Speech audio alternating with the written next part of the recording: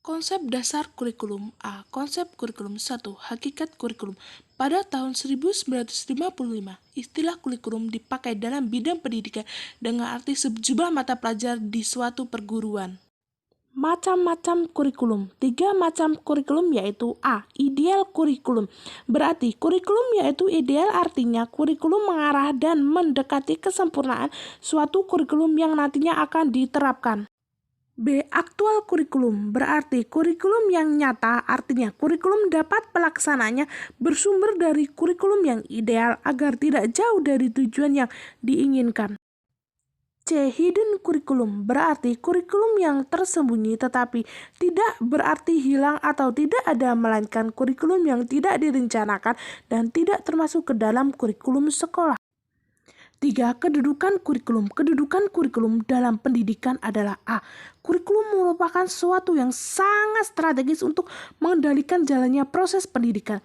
B. Kurikulum mengarahkan segala bentuk aktivitas pendidikan. C.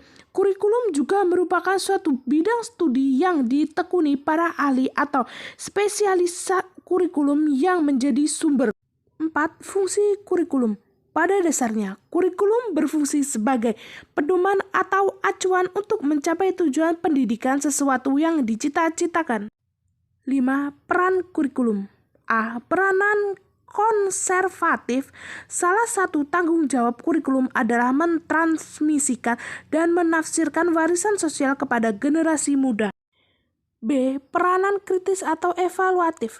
Kebudayaan senantiasa berubah dan sekolah tidak hanya mewariskan kebudayaannya yang ada, melainkan juga menilai, memilih unsur-unsur kebudayaan yang akan diwariskan.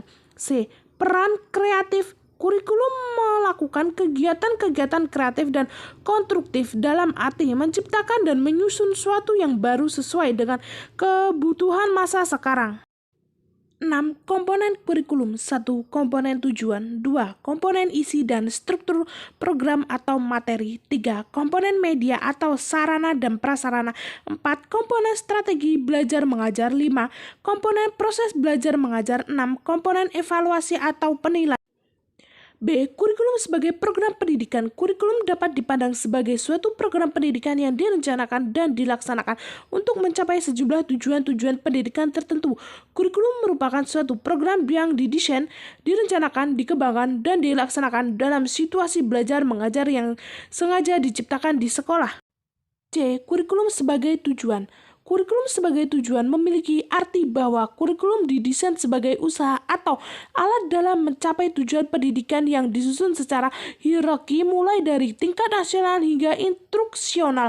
Tujuan selalu berkaitan dengan hasil, tetapi tujuan lebih merupakan kegiatan yang mengandung proses. D. Kurikulum sebagai rekonstruksi sosial.